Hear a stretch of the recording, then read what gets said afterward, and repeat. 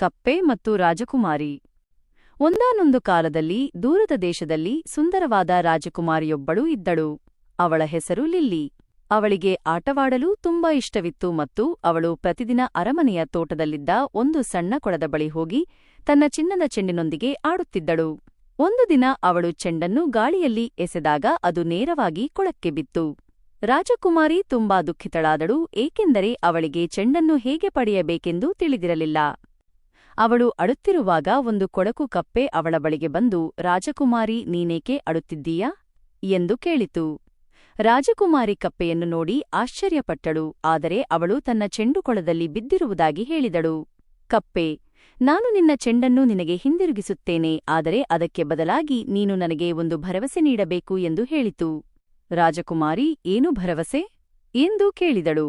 ಕಪ್ಪೆ, ನೀನು ನನ್ನನ್ನು ನಿನ್ನ ಸ್ನೇಹಿತನನ್ನಾಗಿ ಸ್ವೀಕರಿಸಬೇಕು, ನನ್ನೊಂದಿಗೆ ಊಟ ಮಾಡಬೇಕು ಮತ್ತು ನಿನ್ನ ಹಾಸಿಗೆಯಲ್ಲಿ ಮಲಗಲು ನನಗೆ ಅವಕಾಶ ನೀಡಬೇಕು ಎಂದು ಹೇಳಿತು. ರಾಜಕುಮಾರಿ ಮೊದಲು ಹಿಂಜರಿದಳು, ಆದರೆ ಅವಳು ತನ್ನ ಚೆಂಡನ್ನು ತುಂಬಾ ಇಷ್ಟಪಟ್ಟಿದ್ದರಿಂದ ಅವಳು ಕಪ್ಪೆಯ ಬೇಡಿಕೆಯನ್ನು ಒಪ್ಪಿಕೊಂಡಳು. ಕಪ್ಪೆ ತಕ್ಷಣವೇ ಕೊಳಕ್ಕೆ ಹಾರಿತು ಮತ್ತು ಸ್ವಲ್ಪ ಸಮಯದ ನಂತರ ಚೆಂಡನ್ನು ತನ್ನ ಬಾಯಲ್ಲಿ ಹಿಡಿದುಕೊಂಡು ಹಿಂದಿರುಗಿತು. ರಾಜಕುಮಾರಿ ತುಂಬಾ ಸಂತೋಷಪಟ್ಟಳು ಮತ್ತು ಚೆಂಡನ್ನು ಹಿಡಿದು ಅರಮನೆಗೆ ಓಡಿದಳು. ಕಪ್ಪೆಯ ಬಗ್ಗೆ ಸಂಪೂರ್ಣವಾಗಿ ಮರೆತಳು.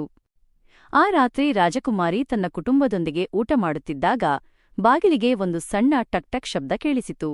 ಅವಳು ಬಾಗಿಲು ತೆರೆದಾಗ ಅಲ್ಲಿ ಕಪ್ಪೆ ನಿಂತಿತ್ತು.